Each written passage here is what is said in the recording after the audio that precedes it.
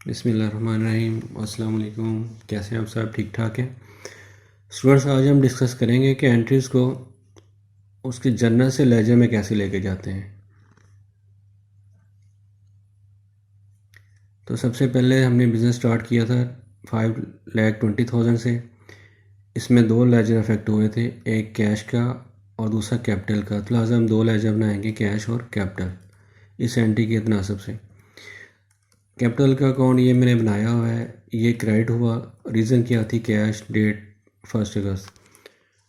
तो 5,20,000 से आपका कैश जो है, तो कैपिटल जो है वो क्रेडिट हो गया कैश की वजह से, और कैश डेबिट हो गया साथ ही 5,20,000 से। किसकी वजह से? कैपिटल की वजह से। तो ये हमने ट्रांजैक्शन प्रोस्पेक्टिव लेजर में रिकॉर्ड कर दी। उसके बाद क्या किया आपने? आपने 2 अगस्त को 5 लाख अपने HBL के अकाउंट में जमा करा दिया। तो कैश आपका क्रेडिट हो गया।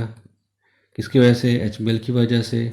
5 लाख टोटल अमाउंट थी, और आपका HBL जो है वो डेबिट हो गया था। किसकी वजह से? कैश की वजह से, क्योंकि कैश हमने बैंक में डिपॉजिट कराया है 2 अगस्त को 5 लाख। थर्ड वन एंट्री थी, हमने 50,000 का फर्नीचर परचेज़ किया थ्रू चेक। बैंक से पेमेंट किया हमने।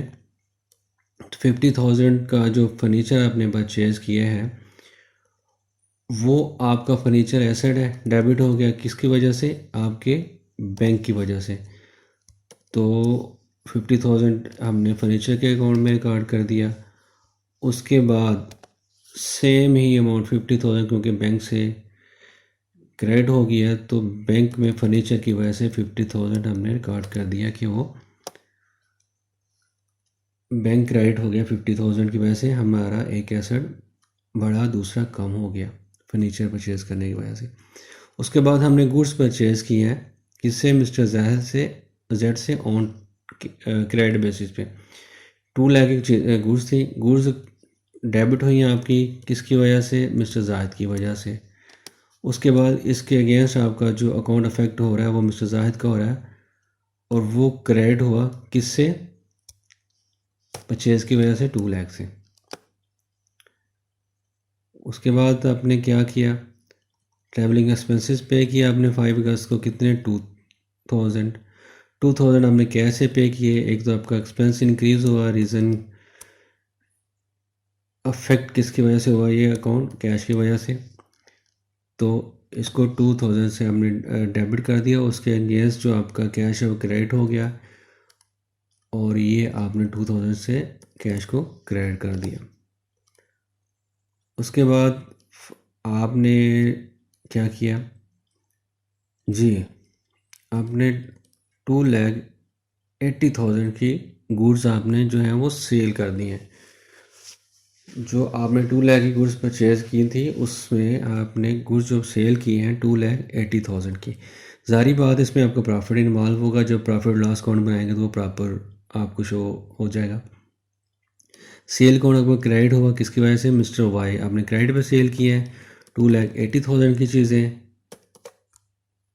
तो इसकी वजह से आपका सेल अकाउंट क्रेडिट हुआ मिस्टर वाई की वजह से।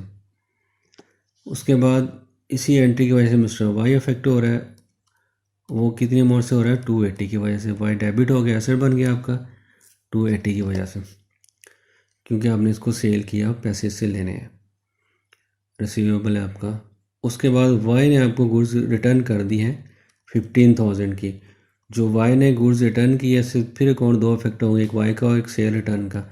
सेल रिटर्न आपकी डेबिट हुई 15,000 से, और उसके अगेंस्ट आपका वाई का अकाउंट क्रेडिट हो गया सेल रिटर्न की वजह से 15,000 से जी। 15 अगस्त को cheque receive from Y. Y ने आपको चेक दे दिए हैं 2,63,000 का।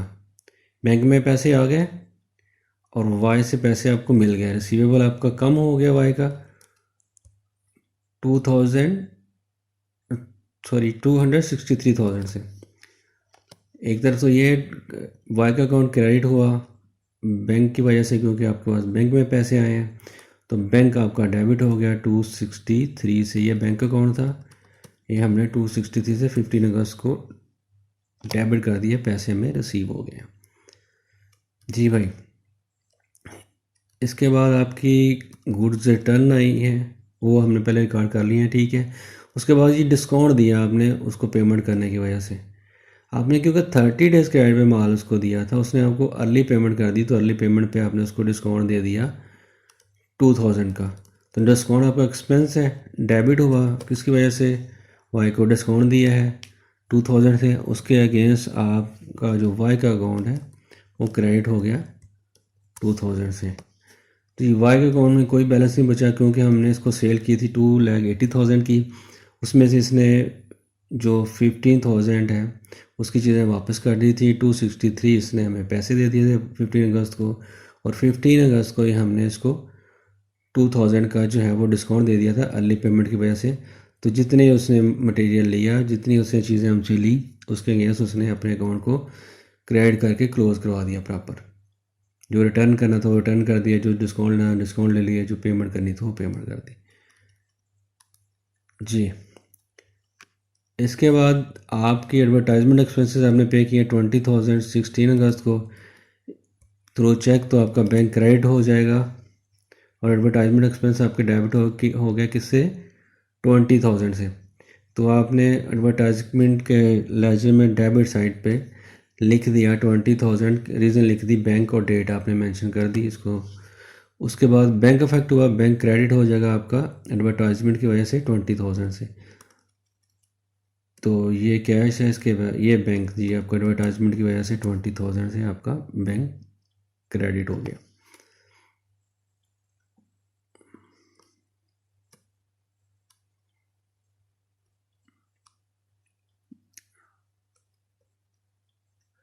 जी, good sold to mister X and payment receive through cheque. हमारे पास जो चीज़ें पड़ी थी वो हमने सेल कर दी हैं मिक्सर एक्स को, इतने की 16,000 की। जो हमारे पास 15 की वापस आई थी, हमने वो आगे सेल कर दी दोबारा 16,000 की, और चेक के थ्रू किए, कोई क्रेडिट वगैरह नहीं किया। तो इस वजह से बैंक अकाउंट अफेक्ट होगा। अगर हम इसको उधार देते एक्स को, क्रेडिट पे देते हो, तो फिर एक्स का अकाउंट बनता है, तो हमने इसको क्रेडिट पे नहीं दिया, तो हमने सीधा सीधा बैंक में चेक लिया इससे, और सेल हमारी 16,000 से इंक्रीज़ होगी, क्रेडिट हुई सेल, किसकी वजह से, बैंक की वजह से। तो बैंक में पैसे आए हैं हमारे पास, और उसकी अगेंस्ट जो बैंक है वो हमारा डेबिट हो गया 16,000 से सेल की वजह से। और यहाँ पे सेल का अकाउंट भी है, और ये देखिए 60,000 हमारा रहता था, ये हमने सेल कार्ड करके इसको क्लियर कर दिया। यानी अब जो टोटल सेल हमारी हुई है 2,96,000 की हमने टोटल सेल की है, उस मटेरियल की जो हमने मटेरियल परचेज़ किया था 200,000 का। जी भाई,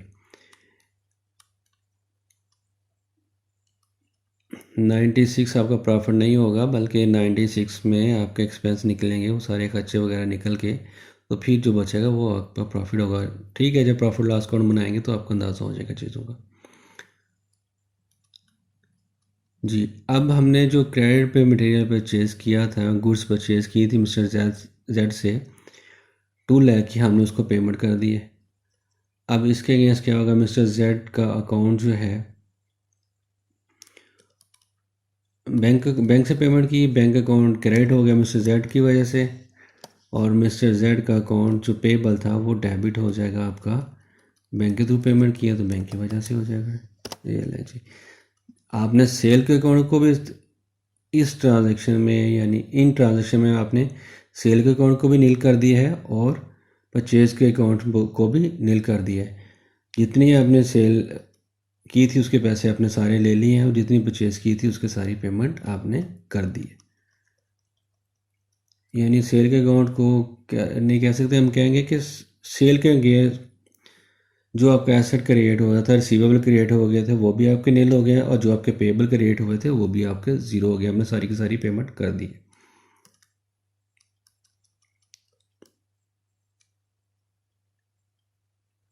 जी, स्टेशनरी उसके बाद आपने 25 अगस्त को परचेज़ किया, कितने की, 3,000 की। आपका कैश सिंपली क्रेडिट हो जाएगा 3000 से।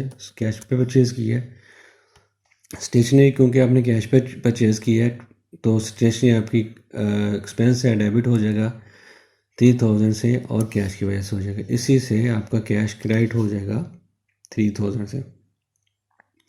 कैश का अकाउंट किधर गया जी, ये आ गया। कैश का अकाउंट आपका क्रेडिट हो गया 3000 से। अब इसके बाद हमारी ट्रांजैक्शन कुछ चंद एक ही रह गई हैं, देख लेते हैं कौन सी हैं जी। आपने व्हीकल्स जी, व्हीकल परचेज़ किया, आपने गाड़ी कोई परचेज़ की है, कितने की? 2,90,000 की, और चेक के थ्रू आपने पेमेंट कर दी। एसेट आपका व्हीकल जो है वो इंक्रीज़ हो गया 290,000 से, डेबिट हुआ किसकी वजह से? बैंक की वजह से। और इसके अगेंस्ट आपका बैंक बैलेंस जो रिड्यूस हो गया क्योंकि आपने पेमेंट कर दी है तो बैंक, तो ये बैंक बैलेंस भी आपका रिड्यूस हो गया 290 की वजह से, 290 से व्हीकल्स की वजह से। तो सैलरी एक्सपेंस वो आपका डेबिट हो गया, सैलरी आपने पे नहीं की, सिर्फ जनरेट की है, पेबल क्रिएट किया है, पे आप करेंगे यकम को नेक्स्ट मंथ के स्टार्ट में। तो इसके एक तो एक्सपेंस डेबिट होगा आपका सैलरीज का, उसके अगेंस्ट जो आपके हैं पेबल जनरेट हो जाएगा, एक लाइबिलिटी जनरेट हो जाएगी। दोनों अकाउंट आपके सामने है। सैलरीज आपकी डेबिट हुई 35,000 से सैलरीज एंड वेजेस पेबल की वजह से, और उसके अगेंस्ट जो दूसरा अकाउंट था पेबल का वो क्रेडिट हुआ सैलरी एंड वेजेस की वजह से। ट्रांजैक्शन आपकी प्रॉपर आपके दोनों अकाउंट्स में हिट कर गई। ठीक हो गया जनाब। फिर 31 को आपका रेंट ड्यू था, वो आपने रिकॉर्ड किया, फर्स्ट को पे करेंगे।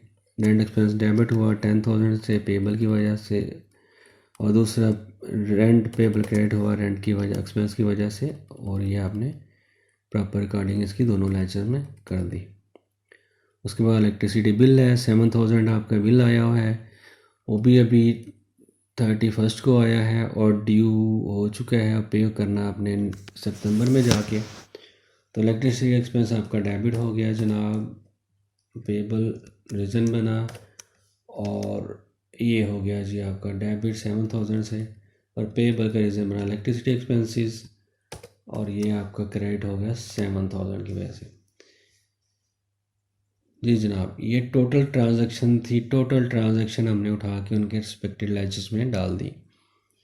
किसी लेजर में एक आधी ट्रांजैक्शन है, किसी में 3-3 4-4 है, एक बैंक और कैश में काफ़ी ज़्यादा ट्रांजैक्शन है।